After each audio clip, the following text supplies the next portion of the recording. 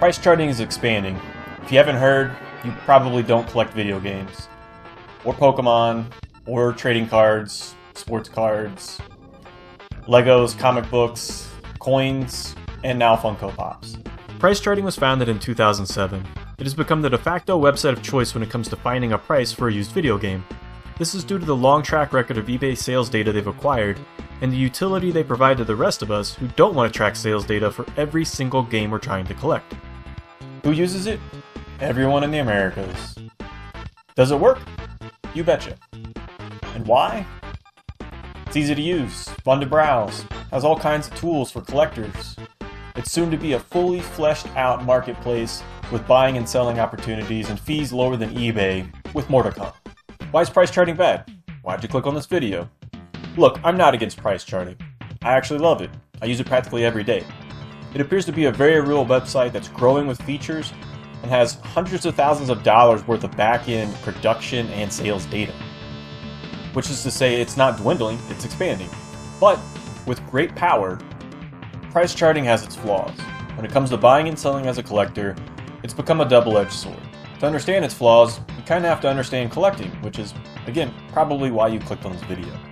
The process of a collector goes as such. You see an item you want, you plan on purchasing it, probably on eBay, at a used game store, or somewhere else out in the wild. You need comps to look at prices of the most recently sold copies to know the true value of the item you're looking at.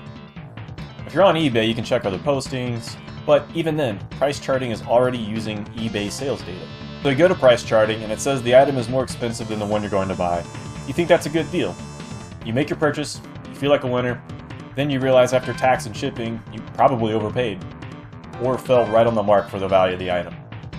But where did price charting go wrong? Depends on what you're buying. Price charting has sales data for things like loose games, complete in-box games, box only, manual only, brand new sealed games, and graded games. The price can vary wildly from these categories, and even within them when you start to consider things like condition and the time between sales. Price charting has no way to tell you the condition, just like eBay has very little in protecting you from condition listed in its auctions. That's what the pictures are for. The first thing wrong with price charting, there are no pictures. At least not forever. Price charting can only link back to auctions or sales that have taken place within roughly 3 months.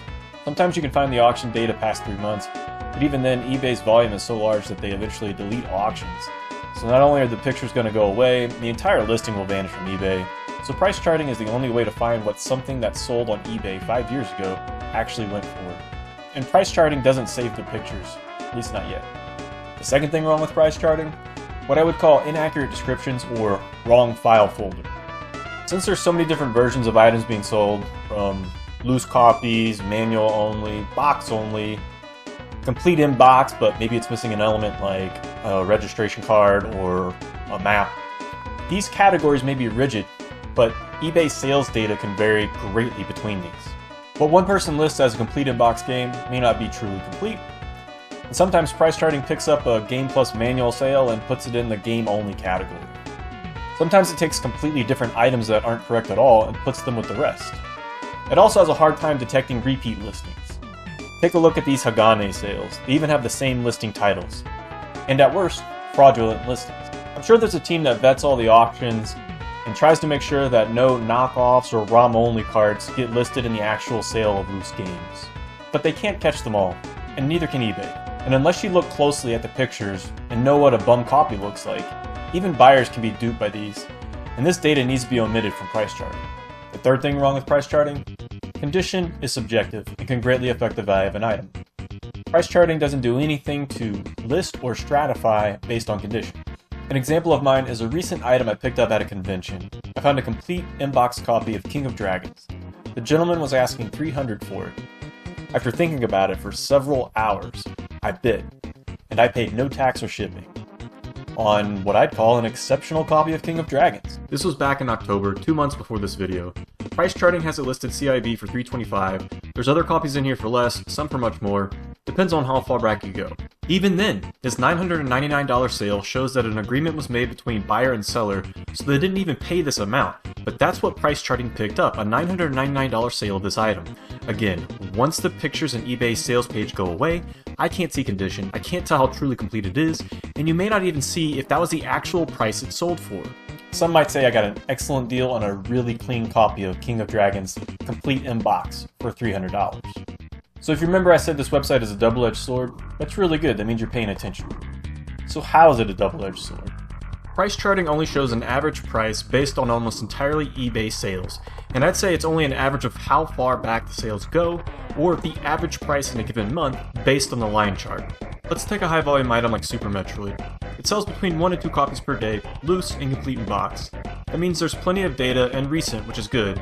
If I'm a buyer and I find a really good mint copy, I could use a $72 price point for buying it and say that if the average price is $72, then maybe I'd pay between $60 to $75 for a copy, or no more than $72, and if the seller doesn't take condition into account, and a lot of retail sellers don't, then I actually get a deal.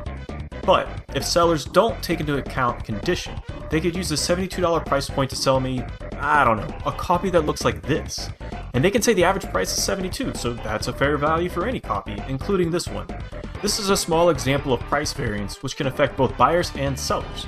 But I want to give a shout out to Pacman Case. He's now running his very own video game store, and a shout out to Retro Wolf and his channel for the most recent tour of the Video Game Cavern, located in Taylor, South Carolina. Pacman specifically says that he likes to undercut price charting when pricing games in his store. That's a very bold move for a retailer to say, yes, we're aware of price charting.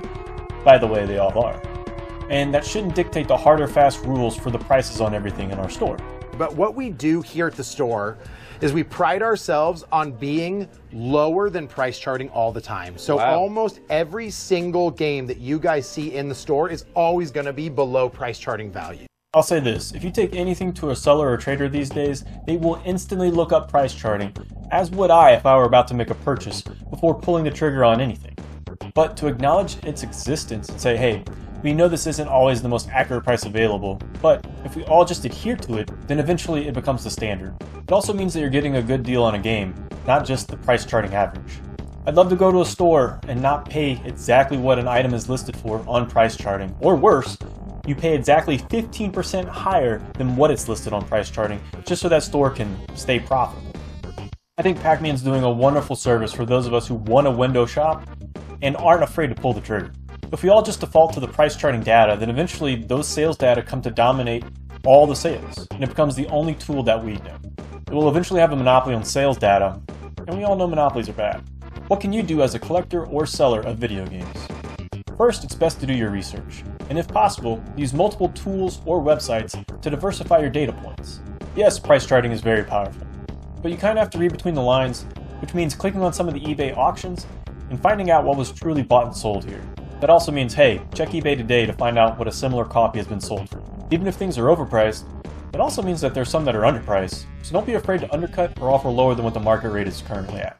Educate yourself, just as you did by watching this video, and learn the nuances of a tool like price charting to understand its possibilities and its limitations. I found a seller at a convention, and this might happen more often than you think, but he took the most recent sales data on pricecharting.com, and he omitted the highest and the lowest, and then took the average of the rest. This way he could get rid of the outliers and find a more accurate price to meet me at. This obviously would not be a good idea for an item with too little sales data or really old sales data, like Nintendo World Championships Gold Edition. But ultimately, the price is what's agreed upon between the buyer and the seller, and that's what makes collecting such a fun experience. I'm the SNES Junkie. Please, please, please, please hit that subscribe button. We're just now starting out, and every little bit helps. We also have a lot more to cover on this channel. Thanks for watching.